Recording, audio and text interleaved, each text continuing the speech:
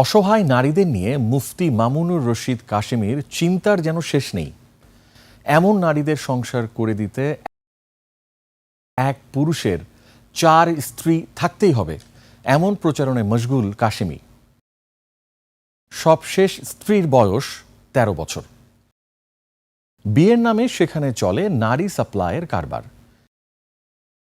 ধর্মকে ঢাল হিসেবে ব্যবহার করে অসহায় নারীদের ভোগ্যপণ্য বানানোর অজানা কাহিনী জানাচ্ছেন আলী আহমেদ।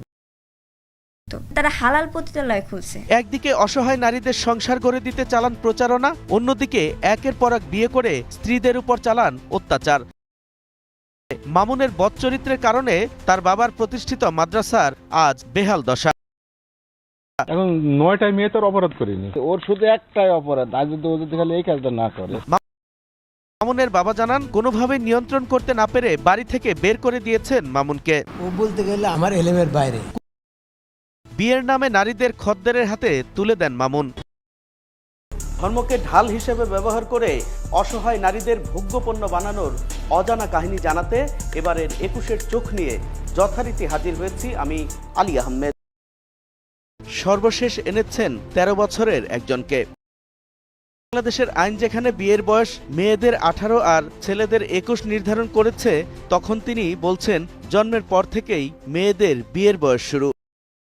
বহু বিয়ে নিয়ে তার প্রচারণার মাত্রা এতই বেশি যে নিয়মিত তার ভিডিও ফলো করলে যে কেউ 4 জন স্ত্রী না থাকাকে পাপ মনে করে বসবেন। একবার মামুন তামান্নাকে তালাক দেয়, পরে তাকে মানিয়ে বিয়ে না করেই তার সাথে থাকতে শুরু করেন।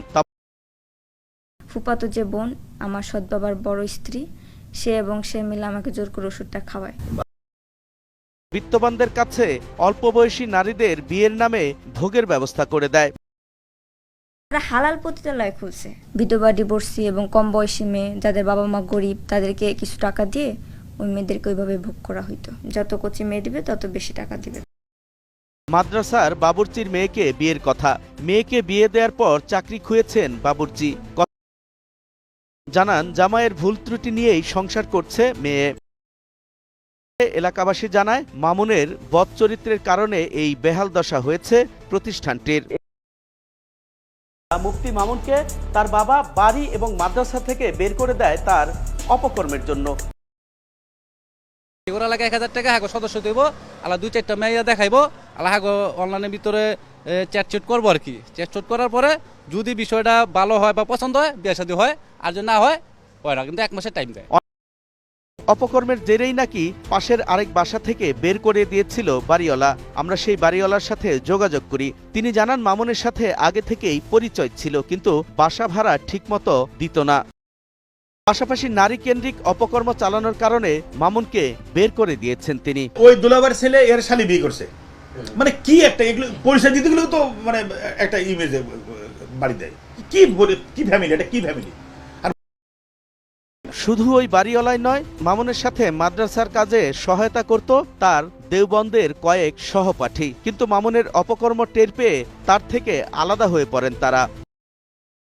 21-এর চোখ অনুসন্ধানী চোখ, প্রত্যেকটা বিষয়ের চূড়ান্ত অনুসন্ধান করে মূল তত্ত্ব নিয়ে আসে। পুরোটা ঢাকা মিথ্যা এদের। আপনাকে উপরটা বুঝানো অনেক সুন্দর, কিন্তু ভিতরটা এদের পুরোটাই ভুল। 21-এ টেলিভিশন পুরো মিথ্যা খাওয়াই দিল, আর আমরা এমন একটা হতভাগা জাতি যে হুজুরের কাছে আসলাম না, বসলাম না, জানলাম না, শুনলাম না, কিন্তু আমরা নিজ থেকে ঢালাও ভাবে প্রচার করে দিচ্ছি। ওই একজন মানে মিডিয়া যে মিথ্যাচার করেছে, তথ্য সন্ত্রাস, আমরা তাদেরকে তথ্য সন্ত্রাস বলতে পারছি। কিন্তু এখন যখন দেখছি আমার মানে প্রতিপক্ষ একটা মানকে চিপে পড়েছে, মানে তাদের ভাষায়, ব্যাস এবার তাদের মানে ঘোষণাগুলো আমাদের কাছে একদম ওহির মতো মনে হচ্ছে। আস্তাগফিরুল্লাহ। সত্যটা আমরা তুলে ধরতে পারি, এই কারণে আমাদের সফরটা হচ্ছে দীর্ঘ 1000 কিলোমিটারের। अदावत मुझसे क्यों इतनी, मैं तो कुरान का दाई हूँ, रसूलुल्लाह का वारिस, सहाबा का सिपाही हूँ। मुझे है कुफर से नफरत, मैं तो हक का फिदाई हूँ। जमाने के हर एक जालिम, हर जाबिर से लड़ता हूँ। मुझे जो हुक्म रब्बी है वही मैं काम करता हूँ।